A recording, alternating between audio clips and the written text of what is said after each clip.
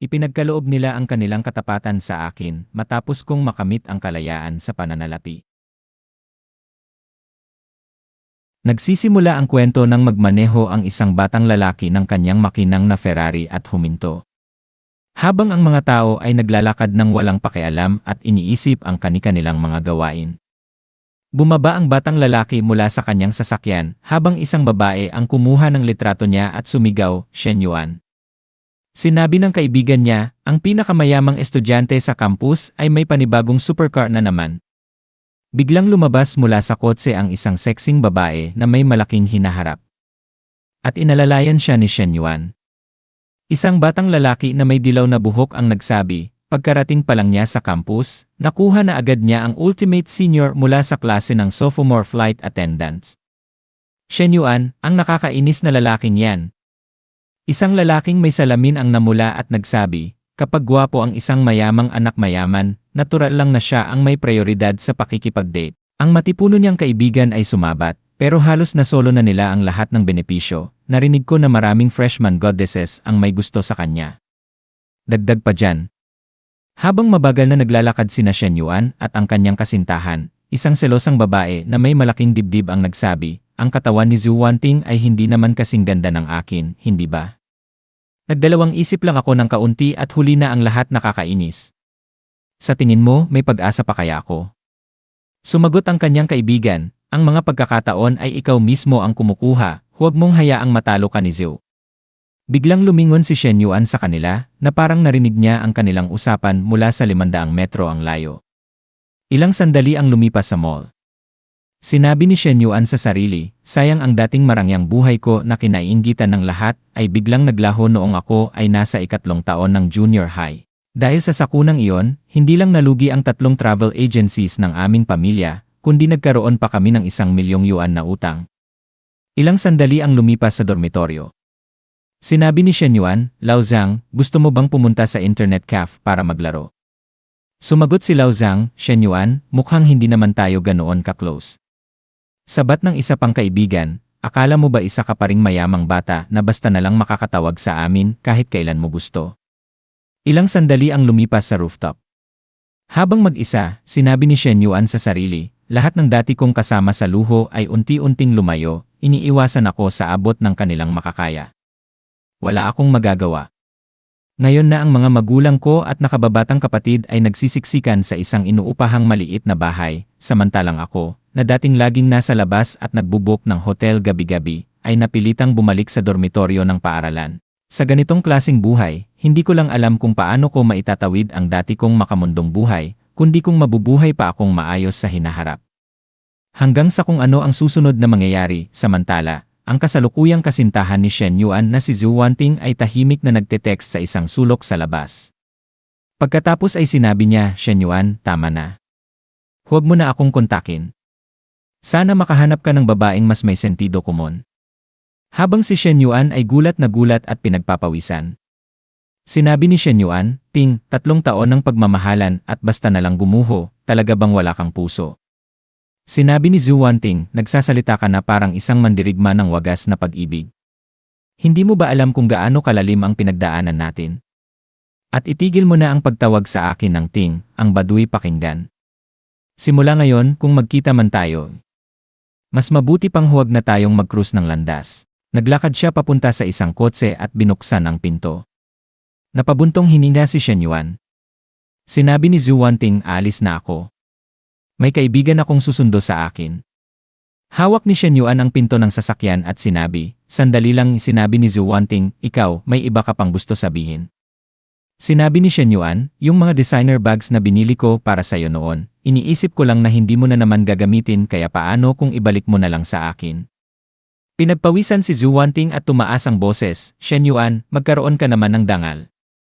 3 taon kitang sinamahan, at ang nakuha ko lang ay ilang walang kwentang bag, tapos gusto mo pang bawiin pagkatapos natin maghiwalay. Sinabi ni Shen Yuan, kung ganun din lang, hindi ko na rin habol ang pera. Might as well relive the daydream one last time. Sinabi ni Zhu Wanting, mamulubi ka sana. Biglang bumukas ang bintana at isang matandang lalaking nagngangalang Jun ang sumilip. Ting, sumakay ka na. Hindi mo kailangang magalit.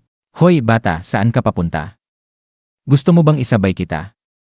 Sinabi ni Shen Yuan sa sarili, kapag ako ang tumatawag sa kanya ng Ting, baduy daw pero kapag ikaw ang nagsabi, hindi baduy, ha? Ang saya naman. Sinabi ni Shen Yuan, hindi na, malapit lang ang tinutuluyan ko. Sinabi ng matandang Jun, hindi naman kami nagmamadali ni Ting, pero nag-aalala ako sa'yo, baka malungkot ka at kung ano pa ang gawin mo. Bata, sa tingin ko, mas mabuti nang ihatid kita ng ligtas. Napangisi si Shen Yuan sa inis at sinabi sa sarili, tatapusin mo na, tapos sasaktan mo pa. Akala mo ba isa akong tanga na hindi lalaban? Pagkatapos, tiningnan niyang mabuti ang matandang Jun at sinabi, Kuya, mabuti kang tao, salamat sa pag-aalala mo. Pero talagang malapit lang ang bahay ko, ilang hakbang lang. Sinabi ni Shen Yuan kay matandang Jun, mabuting babae si Wan Ting. Pakialagaan mo siya mula ngayon. Binuksan niya ang pinto ng kotse. Tahimik na tiningnan ni Zhu Wanting si Shen Yuan. Pagkatapos, pumasok siya sa sasakyan habang sinabi ni matandang Jun, huwag kang mag-alala, ako na ang bahala kay Ting. Sinabi ni Shen Yuan, tayong mga lalaki, dapat laging ibigay ang pinakamahusay para sa mga babae. Kuya, tandaan mo itong mga bagay tungkol kay Zhu Wanting. Una, mas gusto niyang gumamit ng Okamoto 001. Pangalawa, ayaw niya ng masyadong dekalidad na stockings dahil nakakainis isuot. At higit sa lahat, mahilig siyang magsuot ng uniforme ng nurse at pulis kapag di. Pinagpawisan si matandang Jun sa galit at sinabi, Sisi, silk ay para lang sa panlasa, iyon lang. Bigla niyang pinaharurot ang sasakyan. Sumigaw si Shen Yuan, Hoy, kuya, hindi pa ako, tapos pagtingin niya sa langit, napabuntong hininga siya at sinabi, kalimutan na natin, wala na akong pakialam. Sana ang desisyong ginawa mo ang magbigay sa iyo ng payapang buhay na ninanais mo. System notification, tama yon, bawat isa ay dapat magsikap upang makamit ang kanilang perpektong buhay. Perfect Life System, nagsisimula ng mag-load. Host, Shen Yuan edad, 21 taas, 182 cm timbang, 72 kilo yaman, 87 yuan kalusugan, 72 resistensya, 75 kasanayan. Wala pinagpawisan siya sa gulat at sinabi sa sarili, ano? Ako ang host? Hindi ko naman isinusugal ang buhay ko, bakit parang nagkakaroon ako ng mga guni-guni? System notification, Perfect Life System loaded. Ang perpektong buhay ay hindi lang nangangailangan ng pera bilang pundasyon, kundi pati paghanga ng kabaliktaran mong kasarian. Nagsimula ang time task, gastusan ang isang angkop na kasosyo na may higit sa 60 paborabilidad at kunin ang kanyang loob. Gantimpala sa task, ang ginasto sa kasosyo ay i-refund ng triple. Kung tataas ng 3 puntos ang kanyang paborabilidad habang ginagastusan siya, may karagdagang dobleng refund. Tandaan, ang paggastos ay maaari lamang gawin gamit ang sariling ipon o pera.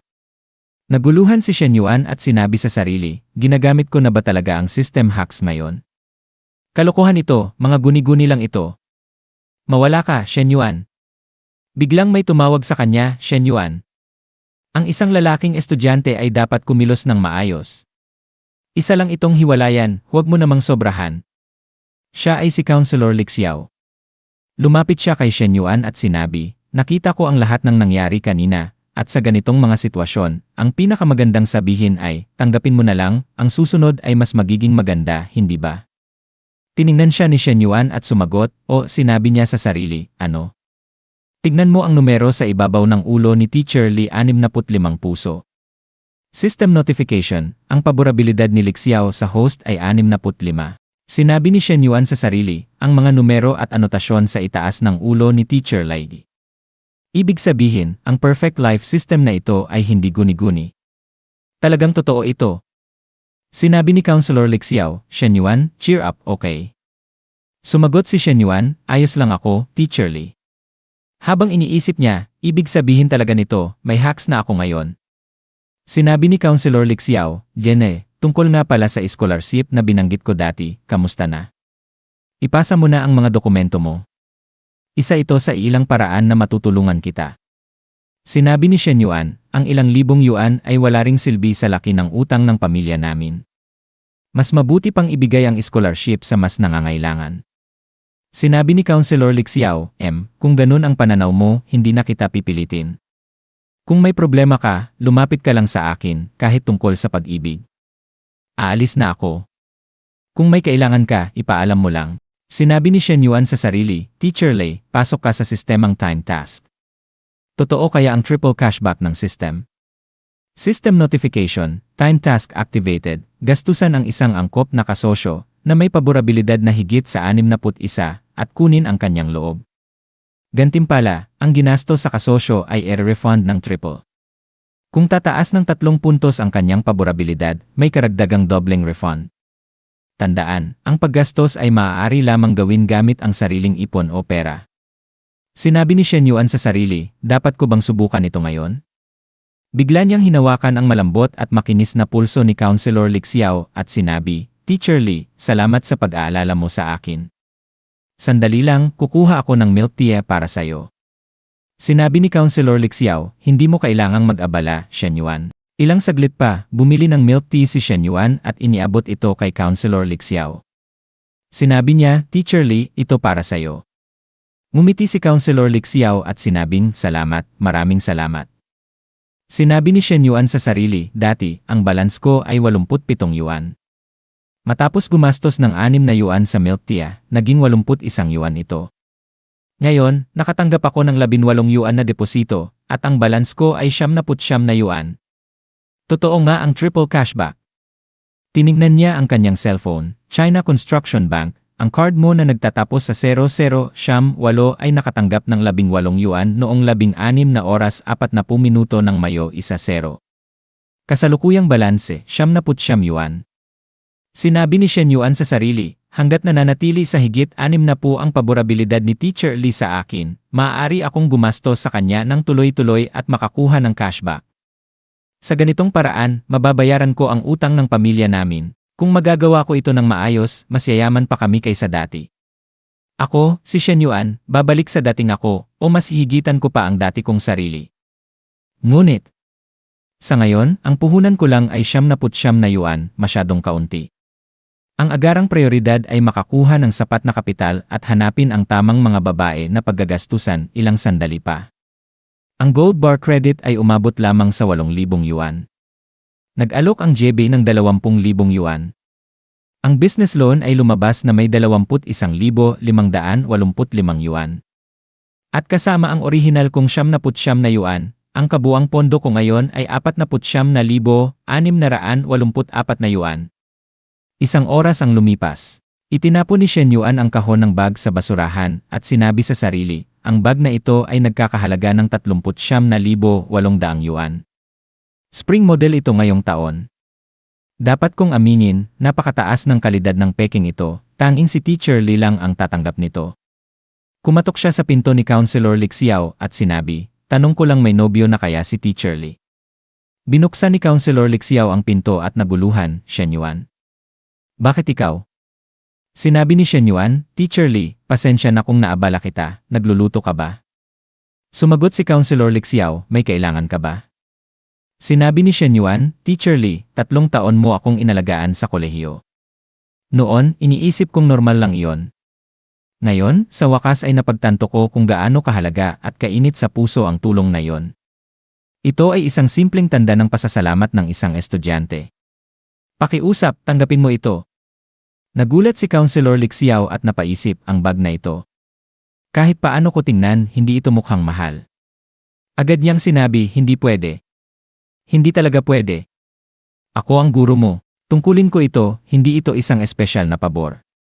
Pantay ang pagtrato ko sa lahat ng estudyante ko, kaya wala kang kailangang ipagpasalamat ng sobra. Ngumiti si Shen Yuan at sinabing, peke lang ang bag na ito, Teacher Li. Ang halaga nito ay halos 200 yuan lang. Alam mo ang sitwasyon ko, sa tingin mo ba, kaya kong magwaldas ng pera ngayon? Teacher, dahil napakaraming beses mo akong tinulungan, hindi ba dapat suklian ko man lang yon? Ano ako kung hindi ko man lang magawang magpasalamat? Kahit hindi ito mahal, ito pa rin ay isang tanda ng pasasalamat ng isang estudyante. Kung hindi ka tatanggi, pakiusap, tanggapin mo ito.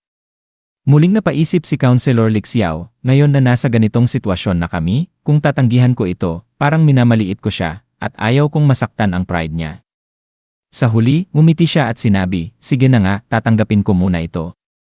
Siguro sa holiday o sa kaarawan mo, magbibigay rin ako ng regalo bilang kapalit. Biglang may lumabas na usok mula sa kusina. Nagmadaling bumalik si Lixiao at napasigaw, "Naku, ang pork stir-fry ko. Nasusunog na."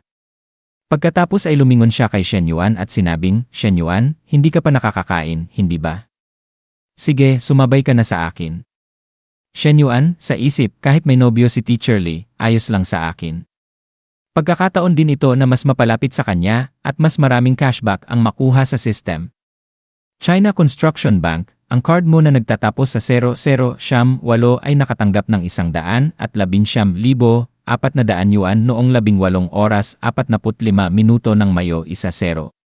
Kasalukuyang balanse, 120,200 yuan. Shen Yuan, sa isip, na credit na.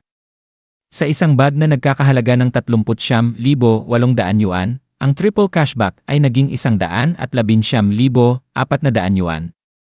Matapos ibawas ang puhunan, kumita ako ng halos 80,000 yuan. Noon, nagastos ko na ang ganitong halaga, pero ngayon lang ako kumita ng ganito kalaki. At sarili kong diskarte ang dahilan nito, ito ang tunay na kahulugan ng kabataan, ng tagumpay. Astig! Biglang sinabi ni Counselor Lixiao, "Upo ka na at kumain, Shen Yuan, bakit parang natulala ka?" Napakunot ang noo ni Shen Yuan at nagtanong, "Ano? Tayong dalawa lang ang kakain." "Teacher Lei, nasaan ang boyfriend mo?" Naguluhan si Lixiao at sumagot, "Ano bang sinasabi mo? Wala akong boyfriend." Habang nahihirapan siyang hubarin ang kanyang apron. Sinabi ni Shen Yuan, "Ha? Bakit hindi mo matanggal?" "Teacher Li, ang ganda-ganda mo, hayaan mong tulungan kita." Nagmadali siyang lumapit sa kanya. "Huwag na." "Hindi na kailangan," sagot ni Lixiao, ngunit bigla na lang siyang lumapit sa likuran niya. "Ayos lang, mabilis lang ito," sabi ni Shen Yuan habang inaayos ang tali ng apron. Biglang bumukas ang pinto. Dumating ang nakababatang kapatid ni Lixiao, si Limeng, at agad na sumigaw, "Ano ang ginagawa ninyong dalawa?" "Shen Yuan, kinakabahan, o wala naman." "Ikaw, anong ginagawa mo rito?" Sinabi ni Lixiao, "Bakit ang tagal mo ngayon? Halika, kumain na tayo." Lumapit siya sa kapatid at ipinakilala siya, "Shen Yuan, ito ang kapatid ko, si Limeng." Shen Yuan, pawisan, "Hello." Ngunit lumingon si Limeng at walang pakialam na sinabing, "Hindi ako okay." Agad na tumayo si Shen Yuan at nagpaalam, Teacher Li, nakakain na ako bago pumunta rito, kaya babalik na ako sa school. Kita-kits na lang bukas." Nag-isip si Counselor Lixiao, nakakain? Pero halatang handa na siyang kumain kanina. Limeng, pagtingin kay Lixiao, "Ate, halata namang may masama siyang balak." Lixiao, tumawa, "Huwag kang mag-alala, estudyante ko lang siya." Limeng, tumalikod at tumawa ng malamig, kapalmoks. Sinusubukang ligawan ang guro niya. Sinabi niya sa sarili, "Tumigil na kayo sa kakadaldal, kumain na lang kayo." Ngayon, sino naman ang susunod kong paggagastusan? Sa isang banda, si Teacher Li ay teacher ko lang naman. Pero sa kabilang banda, hindi naman siya mukhang-mukhang materialistikong babae, tulad ni Zhu Wanting, biglang bumangga siya sa isang lalaki. "Lao Huang? Anong nangyari sa'yo?" Nanginginig ang kamay ni Lao Huang at sinabing, "Brother Yuan. Yung goddess ko, si Fang Minhui, nanood ng scene kasama yung lintik na si Li Zanpeng." Si Huang Haibao, ang kaklase at roommate ni Shen Yuan. Shen Yuan, sa isip, Fang Minhui, ang class beauty ng International Trade Class 2, level 20. Ang matagal ng crush ni Lao Huang pero ni hindi pa sila nag-uusap ni isang beses. Tumingin siya kay Huang Haibao at sinabing, "Yun lang." Huang Haibao, nabigla, "Brother Yuan, anong klaseng reaksyon yan? Niloloko mo ba ako?"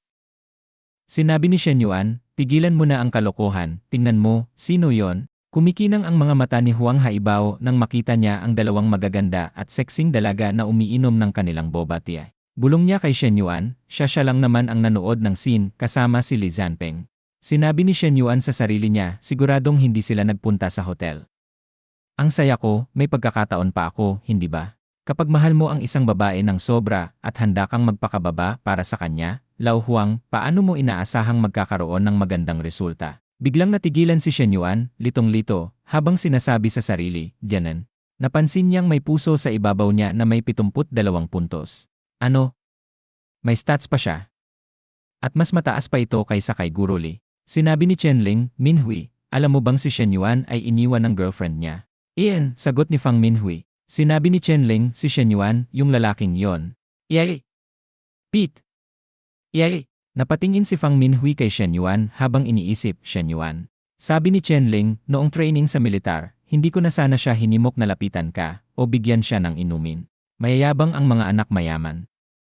Isa ng bagay kung mayabang ka dahil mayaman ka. Pero kung nalugi na ang pamilya mo at ganyan ka pa rin umasta, sino ba naman ang hindi makikipaghiwalay sa'yo? Bumuntong hininga si Fang Minhui, Hai. Sabi ni Chen Ling, buti na lang at hindi kayo naging magkasama, kung hindi, 3 taon ng kabataan mo ang nasayang.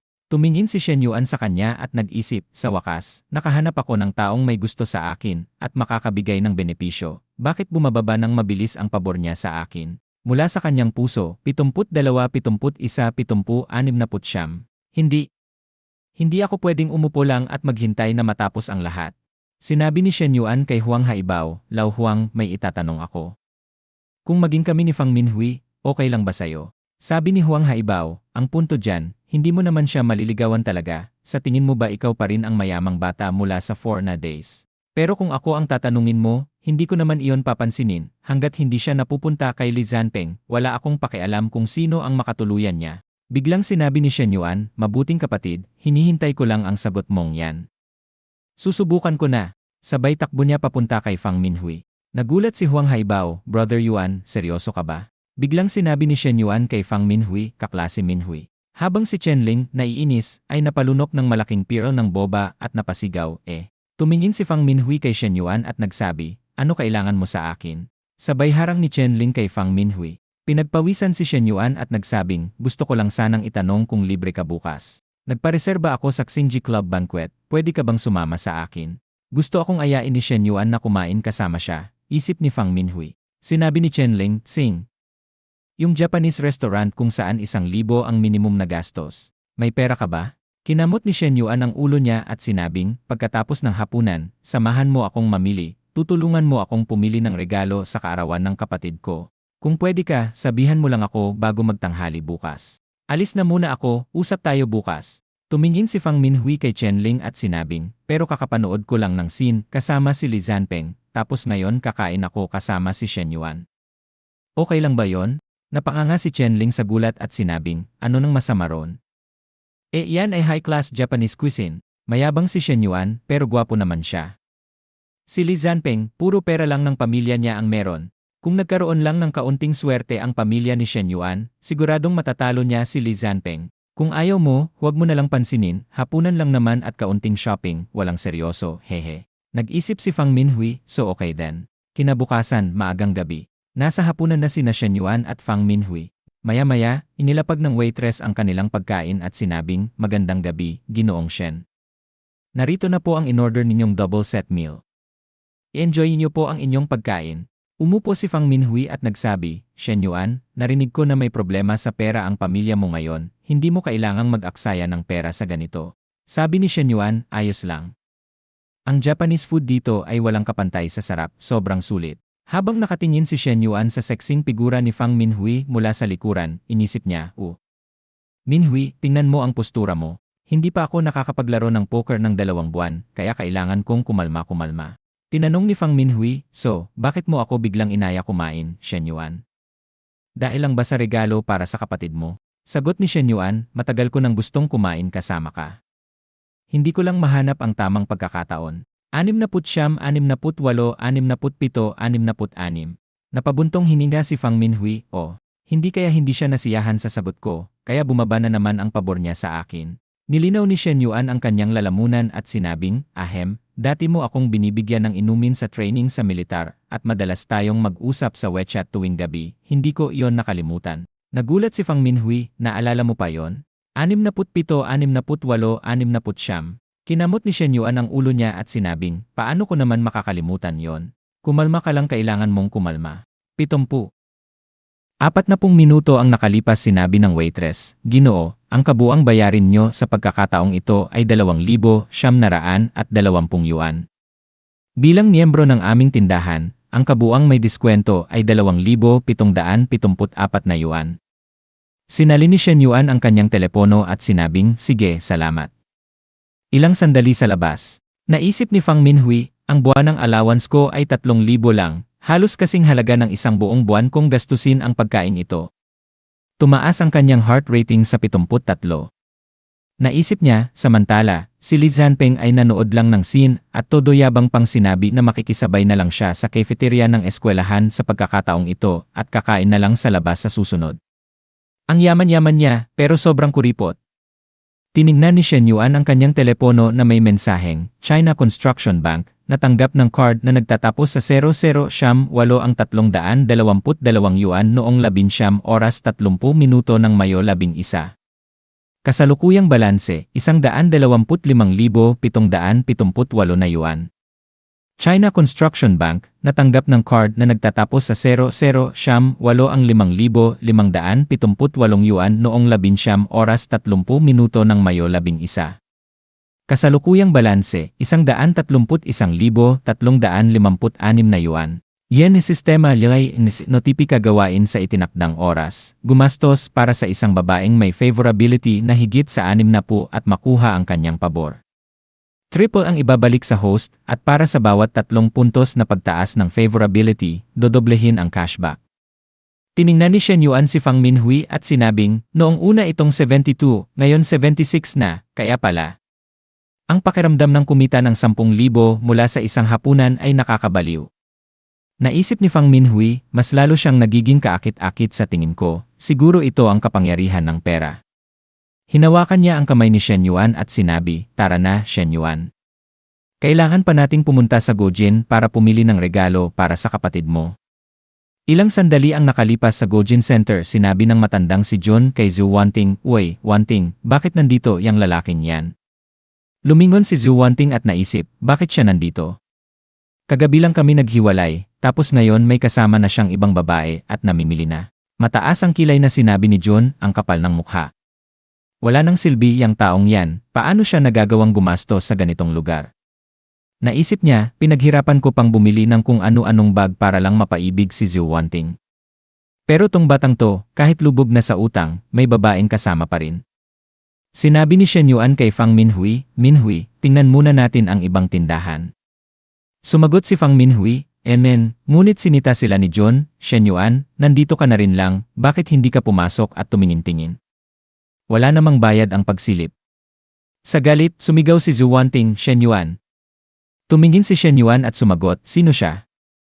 Ang ganda naman ng pagkakataon, nandito lang ako para bumili ng regalo para sa kapatid ko. Mataas ang kilay na sabi ni John, yare, dapat sa toy wholesale market ka bumibili ng regalo, hindi dito. May pambayad ka ba? Biglang hinaraan ni Zhu Wanting si Fang Minhui at sinabing, Miss, kahit hindi kita kilala, payo ko lang, huwag kang magpaloko sa lalaking to. Lumapit si Shen Yuan sa pagitan nila at sumagot, makialam ka sa sarili mong buhay. At ano nang ibig mong sabihin sa lokohan? Sino ba ang niloko ko? Ikaw ba? Napailing si Jun at sinabing, Shen Yuan, hindi ka dapat ganyan makipag-usap kay Wanting. Ang isang tunay na lalaki ay may pagpapahalaga. At isa pa, ex mo siya. Alam naman nating lahat ang lagay ng pamilya mo, bankrupt at baon sa utang. Hindi mo na kailangang magkunwaring mayaman, wala namang nangungutya sa'yo. Naisip ni Shen Yuan, nakakairita talaga, tong dalawang to, magkapares talaga sila. Yan sistema lilay notipika gawain sa itinakdang oras. Huwag hayaang maliitin ang iyong buhay gumastos para sa isang babaeng may favorability na higit sa 60 upang mapataas ang negatibong emosyon ng mga taong nasa paligid. Gantimpala, sa bawat 5 puntos ng negatibong emosyon na dulot ng host, dodoblehin ang refund sa kanyang mga ginastos sa opposite sex. Paalala, maaaring pagsabayin ang task na ito sa opposite sex cashback. Habang ang heart rating ni John ay bumagsak sa -30 at ang kay Zhu Wanting ay -35, kunwari nilang ipinapakita na gusto nila ang isa't isa. Dumikit pa si Zhu Wanting sa braso ni John, ipinagdidiinan ang malaki niyang dibdib sa malambot na braso ng matanda. Naisip ni Shen Yuan, gusto ko lang sanang lumampas na lang kayo at hindi mapahiya sa publiko pero kayo pa ang naghahanap ng away. Ngayon na may inilabas ng task ang sistema, lalo kung hindi kayo palalampasin. Hinawakan niya ang malambot at makinis na kamay ni Fang Minhui at sinabing, sige, pumasok na tayo at tumingin-tingin. Sa malayo sinabi ng isang cashier sa kaibigan niya, si Shen Yuan ay isa pa ring dating suki. Ikaw ang bumati sa kanya. Ngunit umiwas ang kaibigan niya, ayoko, anong silbi ng pagsisilbi sa isang dating mayamang pulubi. Noong huling beses, pinahirapan ako nung peking sosyal na yon, puro sukat lang ng damit, wala namang binili. Ikaw na lang. Bumaling sa kanya ang kaibigan at mariing sinabi, sabi kong ikaw, kaya ikaw ang pupunta. Samantala kinuha ni Zhu Wanting ang isang bag at sinabing, Brother John, ito na yung gusto ko, bayaran mo na. Mataas ang kilay na sinabi ng salesladi sa kanyang kaibigan, ayos, Miss Zhu, pakihintay lang. Napabuntong hininga ang kaibigan niya at naisip, ang mga customer na madalas bumili, sayo. Ang mga patay gutom na hindi bibili, akin. Yes, eh. Ang saleslady ay nagsabi kay Zhu Wanting, Miss Zhu, napakahusay ng panlasa mo, bagay na bagay ito sa aura mo. Hindi tulad ng ibang mga customer na wala man lang pakiramdam sa estetika, binuksan ng isa pang saleslady ang kahon at sinabi, Miss Zhu, ang mga aksesoryang ito ay perpektong bumabagay sa bag na pinili mo. Gusto mo bang subukan? Maganda ang itsura nito, bagaman may kaunting dagdag sa presyo, sa kabuuan, umabot ito sa 100,000 yuan. Habang inihahandog niya ang mga aksesorya. Sa malayo, sinabi ni Shen Yuan kay Fang Minhui, Minhui, hindi mo kailangang magtipid para sa akin. Habang itinuro ni Fang Minhui ang isang murang handbag at sinabi, sa tingin ko, maganda ang handbag na ito, at ang bag na yan ay may kabataang estilo, magugustuhan ito ng kapatid mo. Naiinip na tinitingnan ng saleslady ang kanyang mga kuko at sinabing, pero sa kabuuan, ang dalawang ito ay higit sa 50,000 yuan, napakamahal niyan, si matandang John, pinagpapawisan at nag-isip. 100,000 yuan? Mga gastador kayo.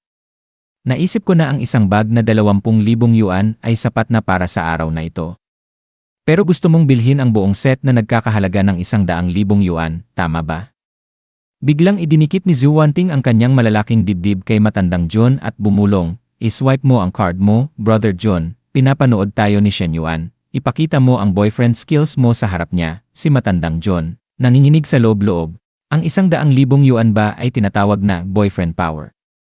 Wala namang ganoong kalaking pera sa card ko, biglang sinabi ni Shen Yuan, Miss, kukunin ko ang 2 bag.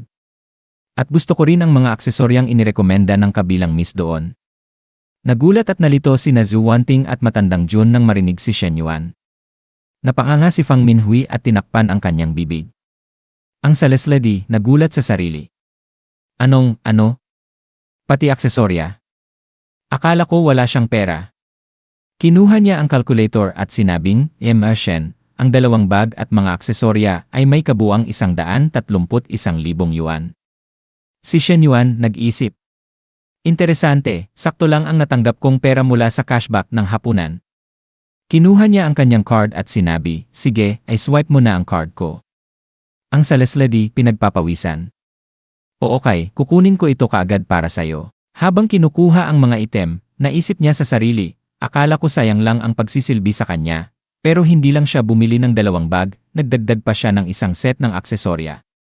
Ang buong order ay higit sa 131,000 yuan. Sino nang mag-akalang mas galante at mas maluho pa si Shen ngayon kaysa dati?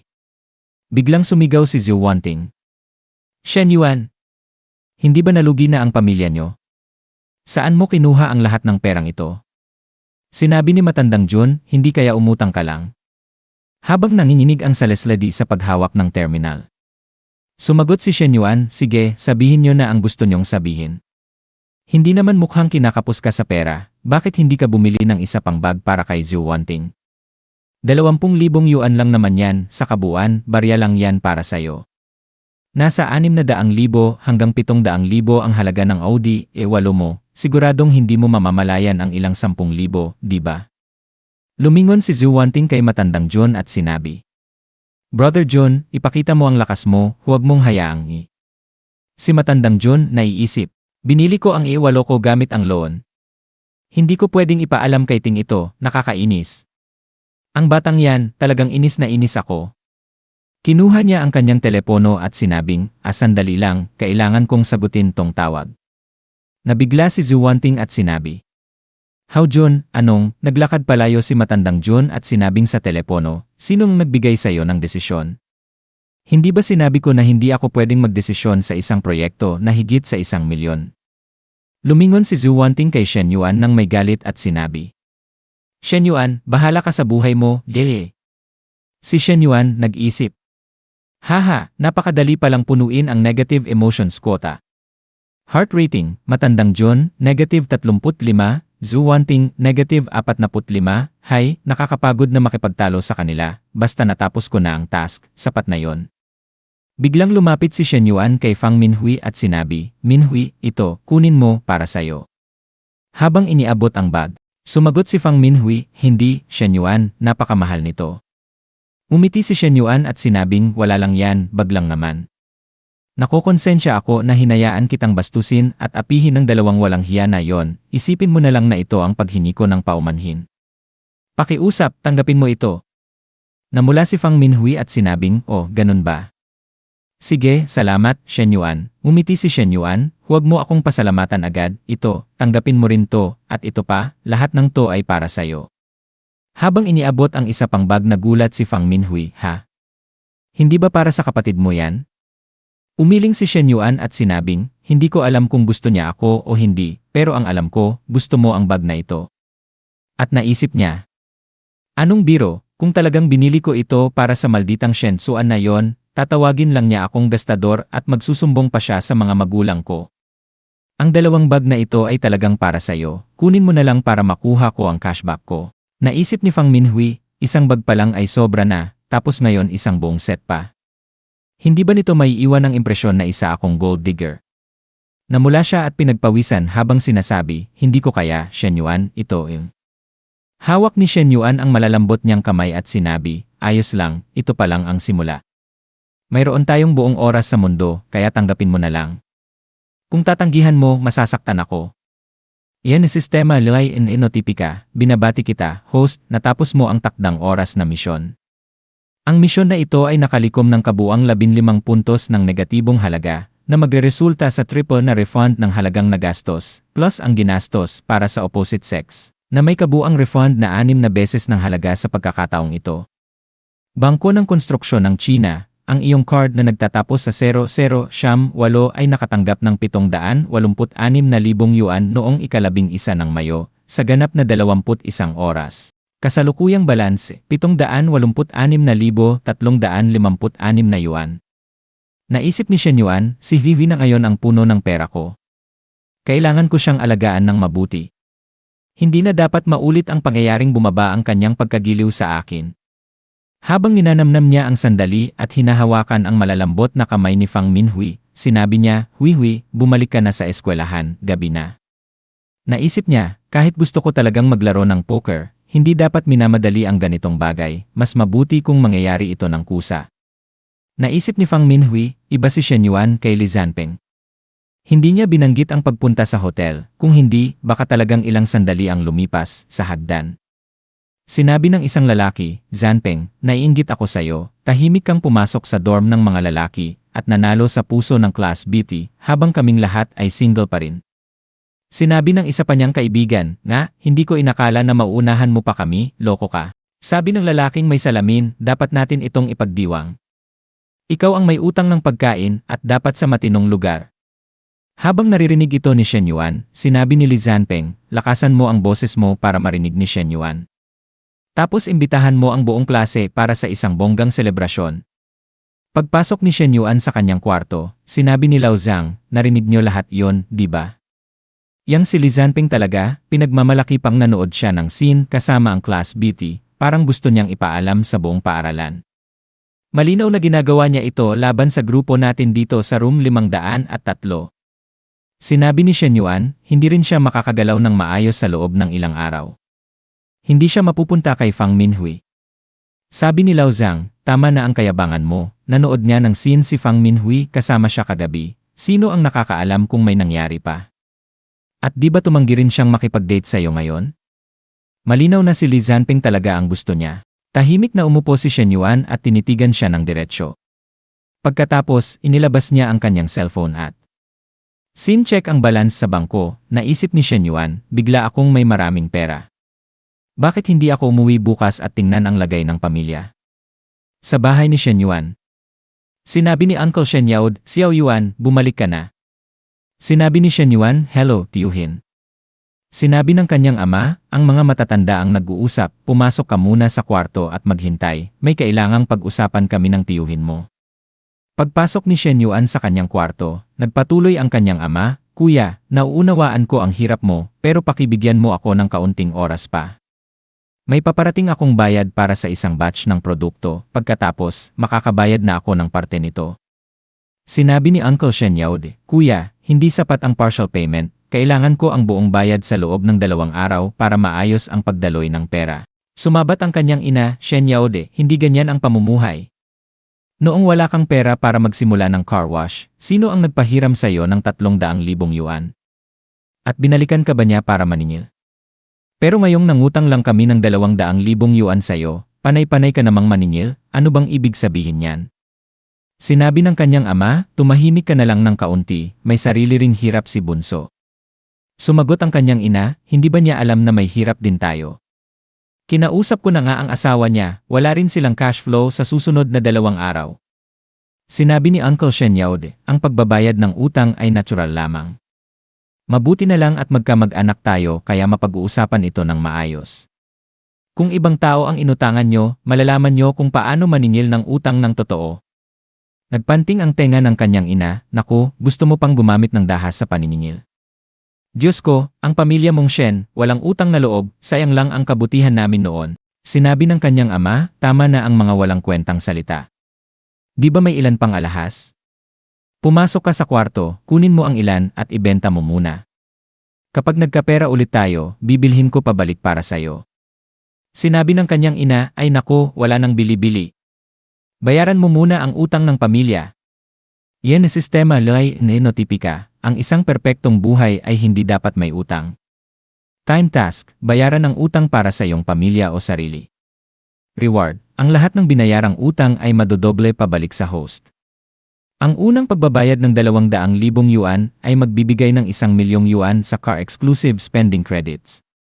Namangha si Shen Yuan, Ho. Ang misyon na ito ay saktong-sakto sa oras. Kahit wala ito, balak ko na talagang tulungan si Papa na bawasan ang pasanin niya ngayon. Sa labas, sinabi ng kanyang ina, narito lahat ng alahas na ibinigay mo sa akin sa loob ng maraming taon. Hindi ko nagawang ibenta ang mga ito, halaga nito ay nasa 100,000. Hayaan mo na siyang kunin ang mga ito muna. Mukhang nawala ko pa ang 2 gintong singsing noong lumipat kami. Habang kumakatok si Shen Yuan sa pinto, sinabi niya sa sarili, noong unang taon ko sa kolehiyo, halos hindi ako nagkaroon ng sapat na pera para bilhan ng bag si Zhu Wanting. Pati nga palihim akong pumasok sa kwarto ni Mama at ibinenta ang 2 gintong singsing. Ang sama ko talagang anak noon. Biglang binuksan ni Shen Yuan ang pinto at sinabi, Papa. Mama. May pera ako. Sinabi ng kanyang ama, ngayon ba naman ang panahon para magbiro? Sumagot ang kanyang ina, nakita mo naman ang sitwasyon sa bahay ngayon, mas mabuting gawing load na lang sa meal card ang kaunting pera mo, huwag ka nang mag-arte. Talagang mayaman na ako, Papa, sagot ni Shen Yuan. Makinig kayo, naririnig niyo ba ang tunog na ito? Tunog ng perang pumapasok. Ipinakita niya ang kanyang cellphone at nagulat ang kanyang mga magulang. 200,000 yuan. Tanong ng kanyang ama, anak, saan mo nakuha ang ganitong kalaking halaga? Sagot ni Shen Yuan, medyo malaki rin ang baon na binigay niyo sa akin noon. Nag-invest ako kasama ang isang kaibigan sa Lily Coins. Hindi niya ako pinahawak sa una, sabi niya malaki raw ang potensyal nitong lumago, at nitong nakaraang mga araw ko lang na cash out. Sinabi ni Shen Yuan sa sarili, sana pumasa itong palusot ko. Tutal, malaki naman talaga ang baon ko dati. Sabi ng kanyang ina, anak, sakto talaga ang tulong mo sa amin ngayon. Sabi ng kanyang ama, sige, puntahan na natin ang pinagkakautangan at tapusin na ito. Ilang sandali pa, sinabi ng kanyang ama kay Uncle Shen Yaude, bayad na ang utang namin. Dagdag ng kanyang ina, pagkatapos mong matanggap yan, lumayas ka na. Simula ngayon, bawasan na natin ang pakikipag-ugnayan sa isa't isa. Nag-aalangan si Uncle Shen Hipag, ano bang nangyayari sa'yo? Sinagot siya ng kanyang ina, hindi ka ba marunong umintindi ng sinasabi ko? Sabi ko, lumayas eh. At itinulak palabas si Uncle Shen Sinabi niya sa sarili, may halos 100,000,000 utang ang kuya namin, kaya sigurado akong mas lalo siyang mawawalan ng pera sa hinaharap, kaya dapat maagap akong maningil. Paanong nabayaran nila agad ng buo? May bago ba silang pinagkakakitaan? Yayaman ba ulit sila? Eh kung ganito, paano ako makikisama sa kanila sa hinaharap? Arf! Bakit ko pa kasi ginawa ito? Yan ni sistema lay nenotipika, nakumpleto na ng host ang unang layunin sa pagbabayad ng utang, agad na ipapadala ang mga gantimpala. China Construction Bank, ang iyong card na nagtatapos sa 0078 ay nakatanggap ng 400,000 yuan noong ika-12 ng Mayo, 11:39 dyan, kasalukuyang balance. 1,186,356 yuan. China Construction Bank, ang iyong card na nagtatapos sa 0078 ay nakatanggap ng 1,000,000 yuan noong ika-12 ng Mayo, 11:39 dyan, kasalukuyang balance. 2,186,356 yuan. Sinabi ni Shen Yuan sa sarili, bukod sa car-exclusive shopping credits na nabanggit sa pangalawang mensahe, lampas 1,000,000 na ang net worth ko. Hindi ko akalain na sa pag-uwi ko, hindi lang ako nakatulong sa mga magulang ko kundi kumita rin ng napakalaki. Pero para tuluyang mabura ang mga utang ng pamilya namin, napakarami pang kailangang gawin. Kaya kahit ibigay ko lahat ng 1,000,000 ito kay Old Shen, hindi pa rin ito sasapat. Ang pinakamagandang gawin ay gamitin ang kapital na ito para kumita pa ng mas malaki. Naisip ko, siguro kaya ko lang ibigay kay Papa ang 200,000. Sinabi ni Shen Yuan, Papa, actually, hindi ko pa na-withdraw ang buong halaga, may natitira pang 200,000. Kailangan mo ba ito agad ngayon? Sabi ng kanyang ina, sa tingin ko, ipunin na lang muna natin. Hindi naman kailangang bayaran agad ang ibang utang. Sabi ng kanyang ama, sandali lang. Shen Yuan, bigyan mo muna ng 50,000 si matandang Jun. Ngumiti si Shen Yuan at sinabi, tama yan, Papa, ganyan dapat.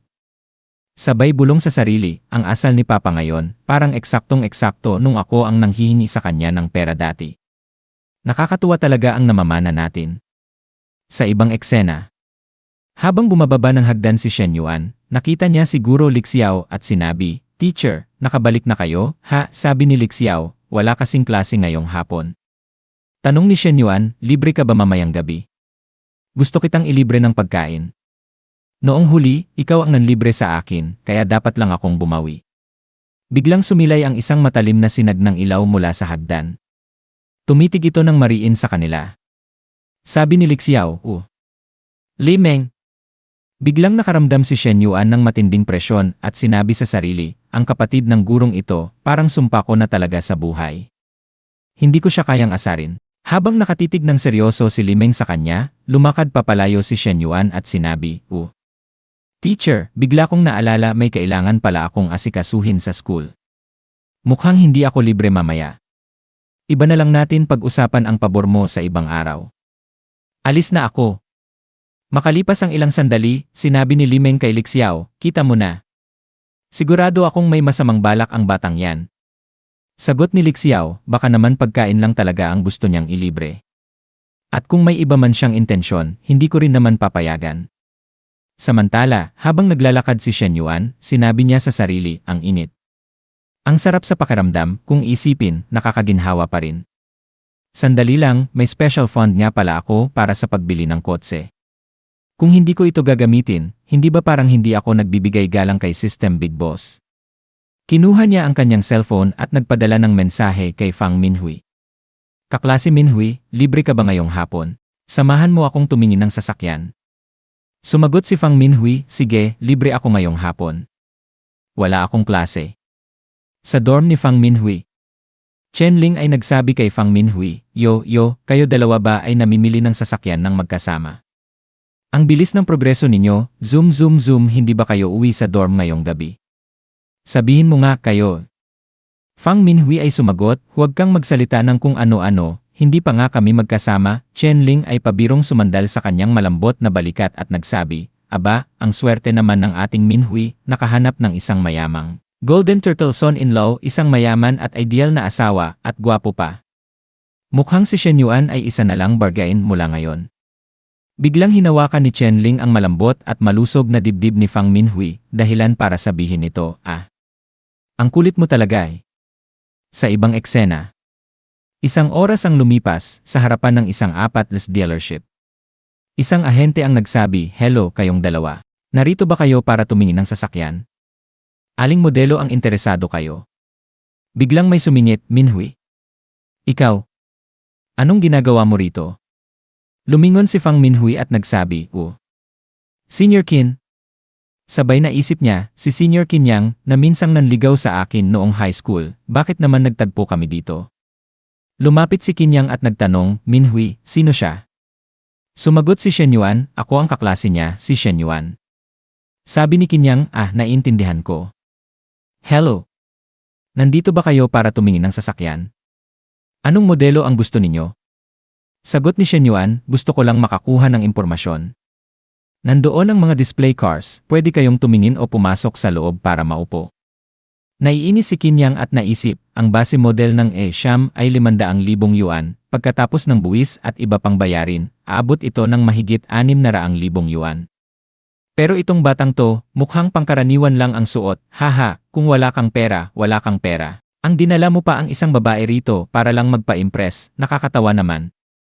Napakaganda pa rin ni Minhui. Hindi nakapagtataka na siya ang dating diyosa na hinabol ko. Pero iba na ako ngayon, kumikita na ako ng mahigit 10,000 kada buwan at nagtatrabaho bilang isang top sales elite sa isang apat-les dealership na may daan-daang libong sasakyan. Ngayon, mas praktikal na ang mga babae at ang tulad ko ang top choice nila. Tumingin si Kin yang kay Fang Minhui at nagsabi, Minhui, ang tagal nating hindi nagkita. Kung libre ka mamaya, gusto mo bang magkape tayo at magkumustahan?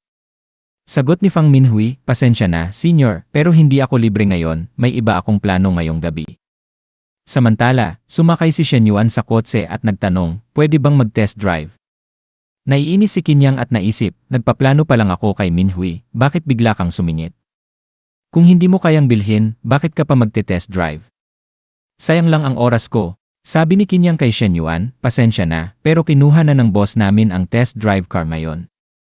Wala tayong available na test drive. Sumagot si Shen Yuan, hindi ako baguhan sa kotse.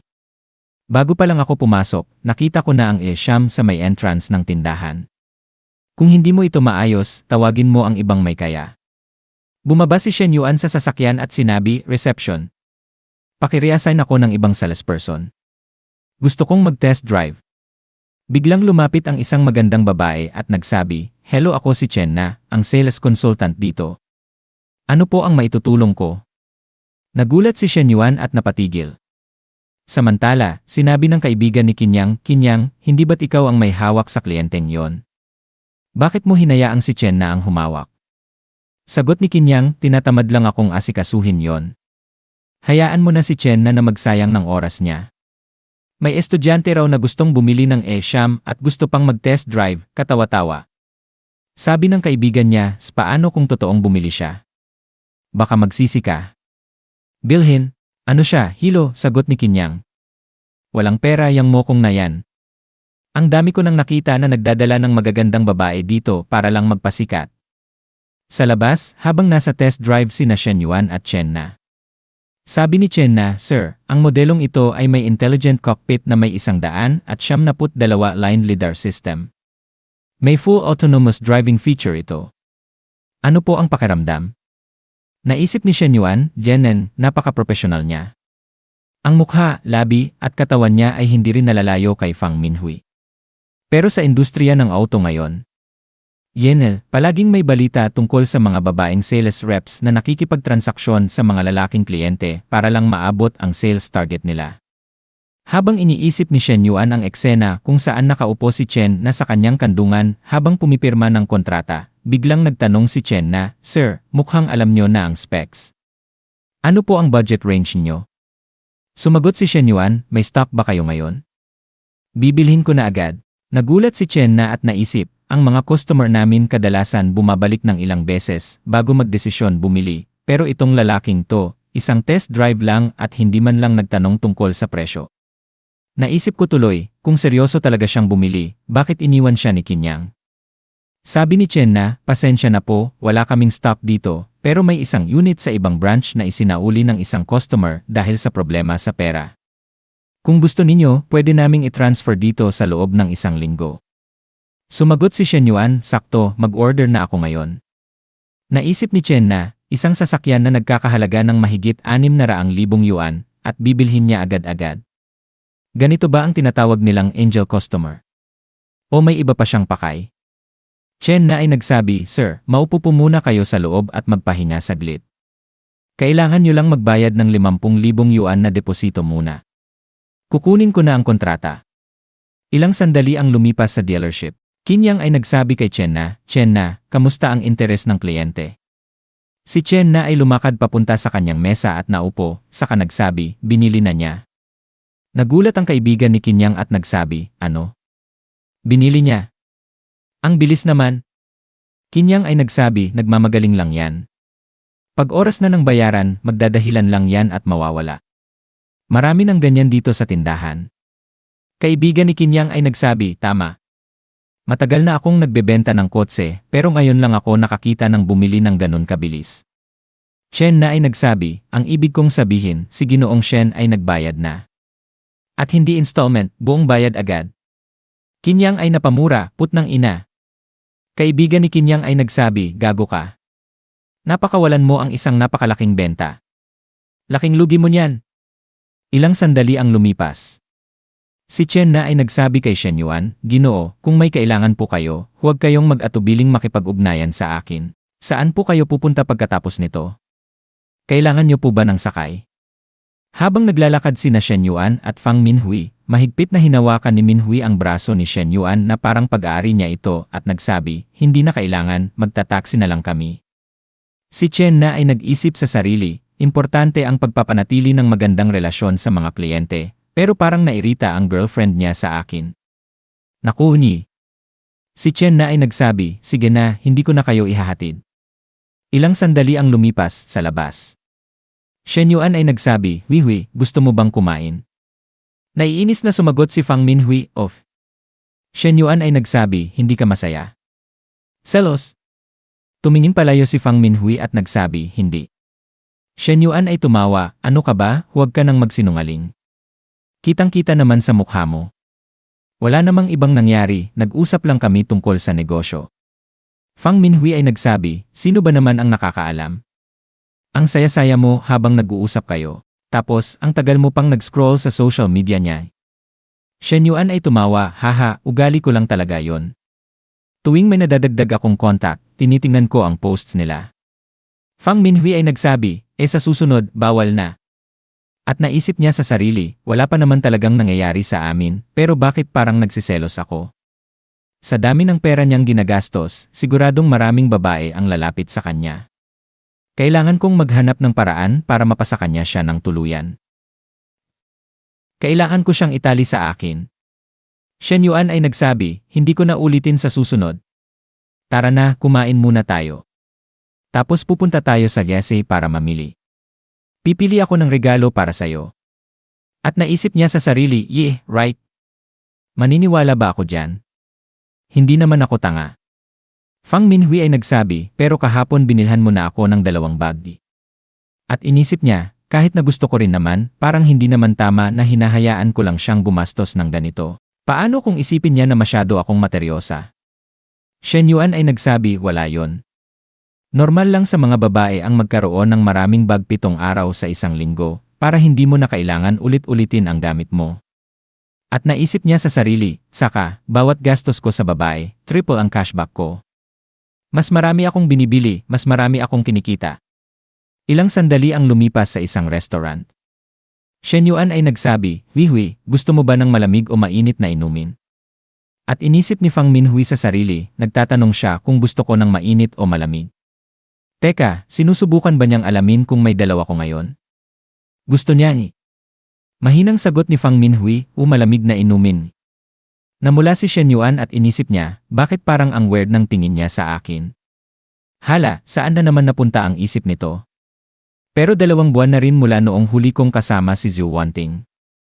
Sobrang pigil na ako, kailangan ko na talagang gawin ang dapat gawin. 3 oras ang lumipas. Sa labas. Binilhan ni Shen Yuan si Fang Minhui ng relo, 12,800 yuan pulseras, 20,800 yuan handbag, 50,500 yuan ang heart points ni Fang Minhui ay umabot na sa 81. At inisip niya sa sarili, grabe, sobrang bait ni Shen Yuan sa akin. Mahigit 80,000 yuan ang ginastos niya sa akin sa isang iglap. Halos 140,000 yuan na ang nagastos niya sa akin sa loob lang ng 2 araw. System notification, China Construction Bank, ang account mo na nagtatapos sa 0008 ay nakatanggap ng 25,200 yuan noong Mayo 12, 11 oras 39 minuto yan. Kasalukuyang balanse, 2,254,256 na yuan. Shen Yuan ay ngumiti at inisip niya, ang cashback system ay napaka-astig. Naibalik ko na agad ang 50,000 yuan na binigay ko kay Papa para sa deposito. Kahit bayaran ko pa ang natitirang balanse ng kotse, may mahigit 1.2 milyon pa akong matitira. Shen Yuan ay nagsabi, Hui, paano kung huwag ka nang bumalik sa dorm ngayong gabi? Ngumiti si Fang Minhui at pilyang nagsabi, Inen.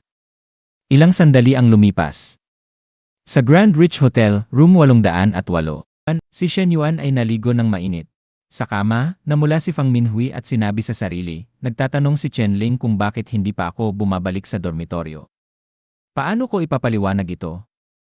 Sasabihin ko na lang ba nakasama ko si Shen Yuan? Nakakahiya naman.